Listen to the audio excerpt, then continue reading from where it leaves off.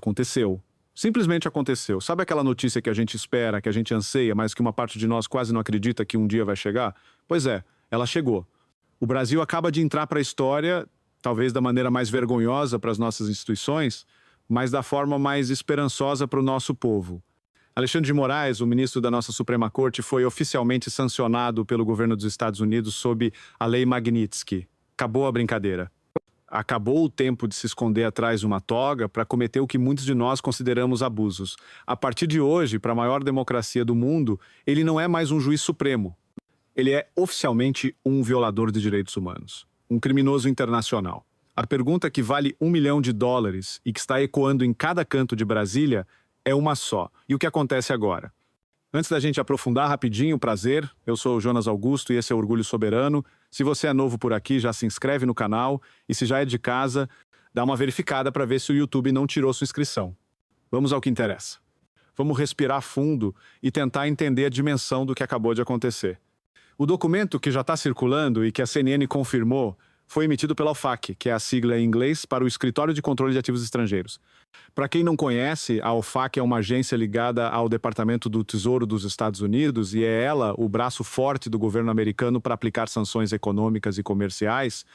É essa agência que vai atrás de ditadores, de regimes autoritários, de terroristas, de narcotraficantes e, como a gente viu agora, de autoridades estrangeiras que desrespeitam os direitos humanos mais básicos.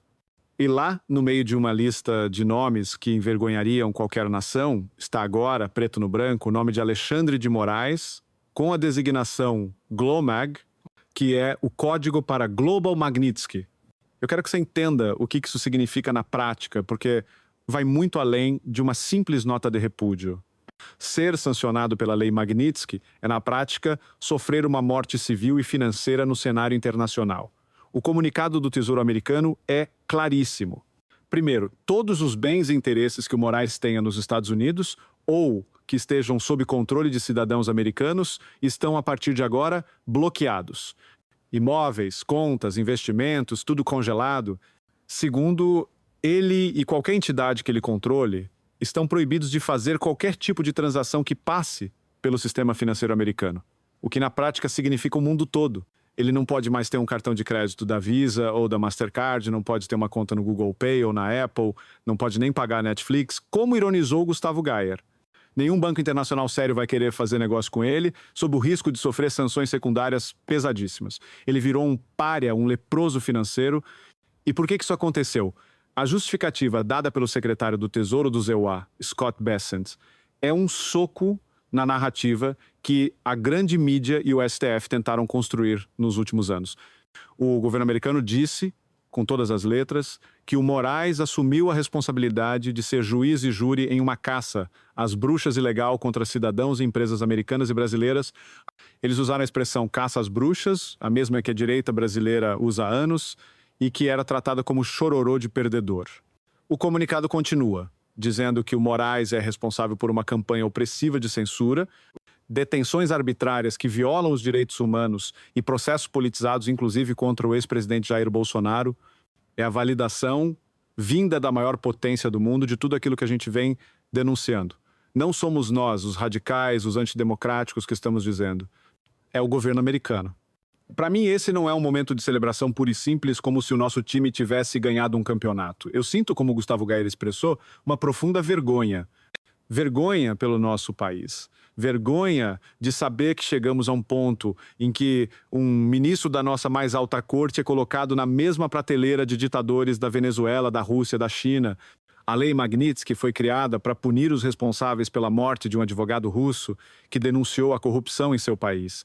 Ela foi expandida para pegar os piores tipos de gente do mundo. E agora um brasileiro, um ministro do STF, está nessa lista. Isso é um sintoma terrível da doença que tomou conta das nossas instituições, mas ao mesmo tempo é impossível não sentir um alívio, uma sensação de que finalmente a justiça começou a aparecer, mesmo que ela tenha vindo de fora. E agora, a grande pergunta que paira sobre Brasília é: o que acontece a partir daqui? Quem conhece o Alexandre de Moraes sabe que ele não é do tipo que recua. A estratégia dele sempre foi a de dobrar a aposta. Todas as vezes que ele foi contrariado, ele respondeu com mais força, com mais autoritarismo. A questão é, ele ainda tem força para isso? O que ele pode fazer? Prender o Eduardo Bolsonaro, que está nos Estados Unidos? Impossível. Impor mais cautelares ao presidente Bolsonaro? Ele já está com tornozeleira, proibido de usar redes sociais, proibido de falar com o filho. O que mais ele pode fazer? Talvez, como alertou o Geyer, a gente veja uma onda de buscas e apreensões na casa de deputados, prisões de pessoas inocentes, talvez até a prisão preventiva do próprio Bolsonaro ou de seus familiares. Ele pode tentar fazer isso para mostrar que ainda tem poder, para dar uma demonstração de força para sua bolha. Mas o X da questão, o que realmente vai definir os próximos capítulos dessa história, é a reação dos outros ministros do Supremo. Eles vão abraçar o colega sancionado, vão sair em defesa pública de um homem que agora é oficialmente, para os Estados Unidos, um violador de direitos humanos, ou eles vão se afastar, pular fora do barco para salvar a própria pele, com medo de serem os próximos da lista. Eu aposto na segunda opção. O instinto de sobrevivência no mundo do poder costuma falar mais alto do que qualquer lealdade. A gente já vinha vendo sinais desse racha, com o voto dissidente do Fux, com o silêncio do Gilmar e do Barroso. Agora, com a sanção concretizada, eu imagino que o Alexandre de Moraes esteja mais isolado do que nunca. Defender o Moraes, a partir de hoje, correr o risco de ser carimbado como cúmplice, de entrar na mira das sanções secundárias. E eu duvido que alguém esteja disposto a sacrificar o próprio patrimônio e a própria reputação internacional para salvar um colega que arrumou briga com o dono da festa. O que a gente está vendo é o desmoronamento de uma era. A era da impunidade, da arrogância, do eu sou a Constituição. Essa sanção não atinge apenas o CPF de Alexandre de Moraes. Ela atinge o coração do ativismo judicial no Brasil. Ela manda um recado muito claro para todos os outros juízes, desembargadores e ministros que se sentiam à vontade para atropelar a lei em nome de sua agenda ideológica. O recado é: nós estamos de olho, o mundo está de olho, e as suas ações, a partir de agora, terão consequências. É um freio de arrumação que o nosso país precisava desesperadamente. E qual será a reação do governo Lula e do Congresso? Eles vão defender a soberania nacional para proteger um ministro que o próprio governo americano acusa de promover uma caça às bruxas? Ou eles vão, pragmaticamente, se afastar e deixar que o STF resolva seus próprios problemas? Eu acho que o silêncio e a distância serão a tônica. Ninguém vai querer comprar essa briga. O custo político e econômico é simplesmente alto demais. Para nós, que lutamos por um Brasil mais livre e justo, este é um momento de validação, mas não de descanso. A sanção ao Moraes é uma vitória importantíssima, mas a luta não acabou. A estrutura que permitiu que um homem acumulasse tanto poder e abusasse dele de forma tão flagrante ainda está aí. O Congresso ainda precisa acordar e cumprir o seu papel, pautando os pedidos de impeachment. O povo precisa continuar vigilante, cobrando, pressionando. A queda de um tirano não significa o fim da tirania.